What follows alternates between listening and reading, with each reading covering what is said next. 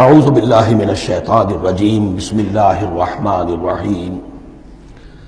اب آئیے بسم اللہ الرحمن الرحیم، اب یہ سورہ بقرہ شروع ہو رہی ہے۔ سورۃ البقرہ 286 آیات پر مشتمل ہے، تقریباً 2.5 پاروں پر پھیلی ہوئی ہے۔ ہر شخص جانتا ہے کہ یہ قرآن حکیم کی حجم کے اعتبار سے سب سے بڑی سورت ہے، لیکن یہ معاملہ صرف حجم کا نہیں ہے۔ نبی اکرم صلی اللہ علیہ وسلم نے اسے سنام القرآن قرار دیا ہے۔ آپ نے فرمایا لکل شیء سنام، ہر چیز کی ایک چوٹی ہوتی ہے، جیسے اونٹ کا کوہان ہوتا ہے۔ وسنام القرآن البقرہ، سنام القرآن، قرآن کی چوٹی جو ہے وہ سورۃ البقرہ ہے۔ یہ نوٹ کر لیجئے جو میں نے کل آپ کو جو مختلف مکی اور مدنی صورتوں کے گروپوں کے بارے میں بتایا تھا کہ یہاں سے اب پہلی منزل بھی شروع ہو رہی ہے اور پہلا گروپ بھی شروع ہو رہا ہے، اور اس کے ساتھ جو اگلی صورت آئے گی وہ اس کا جوڑا ہے، سورہ آل عمران، جس کی سب سے نمایاں علامت یہ نوٹ کیجئے، یہ بھی الف لام میم سے شروع ہوئی، اگلی بھی الف لام میم سے شروع ہوگی۔ اس کے بعد 2 صورتیں مدنی اور ہیں، لیکن ان دونوں میں نہ حروف مقطعات ہیں نہ کوئی اور تمہیدی کلام ہے، براہ راست خطاب سورہ نساء میں یا ایھا الناس اور سورہ مائدہ میں یا ایھا الذین آمنوا، کوئی تمہیدی بات نہیں، کوئی حروف مقطعات نہیں، براہ راست خطاب۔ وہ ایک جوڑا ہے سورہ نساء اور سورہ مائدہ، اور یہ ایک جوڑا ہے سورہ بقرہ اور سورہ آل عمران۔ سورہ بقرہ اور سورہ آل عمران کو نبی اکرم صلی اللہ علیہ وسلم نے الزہراوین بھی قرار دیا ہے۔ زہرا کہتے ہیں بڑی روشن چیز کو، یہ حضرت فاطمہ رضی اللہ تعالی عنہا کے نام کے ساتھ آتا ہے، فاطمۃ الزہراء، تو زہرا بہت روشن دمکتی ہوئی شے۔ الزہراوین، یہ 2 نہایت دمکتی ہوئی صورتیں ہیں جو قیامت کے دن 2 بدلیوں کی شکل میں ظاہر ہوں گی، حضور نے فرمایا، اور جو لوگ ان صورتوں سے محبت کرتے تھے ان پر سایہ کریں گی۔ اللہم ربنا اجعلنا منہم، ہمیں اللہ تعالیٰ ان میں شامل فرما دے۔ اس سورہ مبارکہ کو 2 حصوں میں تقسیم سمجھیے۔ ویسے تو یہ کہ رکوع آئیں گے، پارے بھی بدلیں گے اس میں، لیکن حصے 2 ہیں۔ پہلے حصے میں اصل روح سخن سابقہ امت مسلمہ سے ہے، یہود سے، بنی اسرائیل سے۔ دوسرے حصے میں اصل خطاب موجودہ امت مسلمہ سے ہے، امت محمد سے صلی اللہ علیہ وسلم۔ پہلے حصے میں 18 رکوع ہیں لیکن آیات 152 ہیں، دوسرے حصے میں 22 رکوع ہیں لیکن آیات 134 ہیں۔ گویا کہ اس سے آپ کو توازن نظر آئے گا کہ اگرچہ ادھر رکوع کی تعداد کم ہے 18، لیکن آیات کی تعداد زیادہ ہے 152۔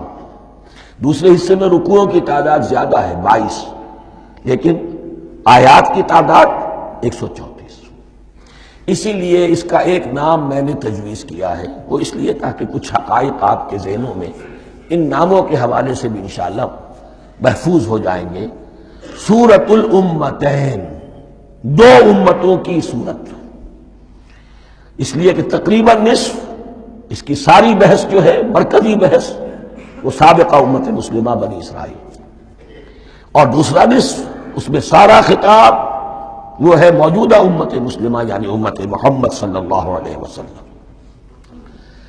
اس کا جو پہلے 18 رکوع ہیں یا پہلا حصہ ہے، اس کے اندر ڈویژن فردر ہوگی ورٹیکل، عمودی، پہلے 4 رکوع، پھر 10 رکوع، پھر 4 رکوع۔ لیکن جو 22 رکوع ہیں دوسرے حصے کے، دوسرے نصف کے، اس میں ڈویژن جو ہے جو ہاریزونٹل ہے، وہ افقی تقسیم ہے، عمودی نہیں، افقی۔ وہ میں بعد میں بیان کروں گا جب ہم وہاں پہنچ جائیں گے۔ ان کو پہلے سمجھ لیجئے، اس پہلے حصے کی جو تقسیم میں نے کی ہے، پہلے 4 رکوع، پھر 10 رکوع اور پھر 4 رکوع۔ پہلے 4 رکوع یوں سمجھیے کہ پورے قرآن مجید کے لیے اس کی حکمت اور فلسفے کا جو حصہ مکی قرآن میں بیان ہو چکا تھا اس کا خلاصہ ہے۔ جب یہ صورت نازل ہو رہی ہے تو یہ تو مدینے میں حضور تشریف لا چکے ہیں، 12-13 سال جو ہے گزر چکے ہیں، اور ان 12-13 سالوں کے دوران 2/3 قرآن نازل ہو چکا ہے۔ اس میں جو بھی حکمت، فلسفہ اور بنیادی دعوت، یہ جو چیزیں مکی قرآن میں بیان ہوئی، ان کا خلاصہ نچوڑ نکال کر یہاں 4 رکوعوں میں رکھ دیا گیا۔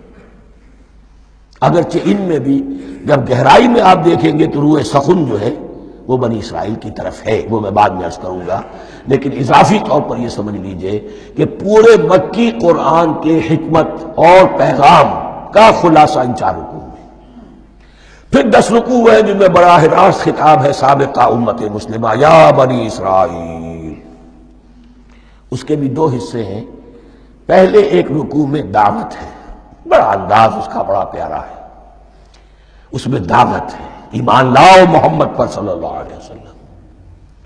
اور اس کے بعد 9 رکوع ہیں ملامت کے، ملامت، تنقید، تم نے یہ کیا اور یہ کیا اور یہ کیا، ہم نے یہ احسان کیے، یہ احسان کیے، یہ احسان کیے، تم نے یہ ناشکری کی، یہ ناشکری کی، یہ ناشکری کی۔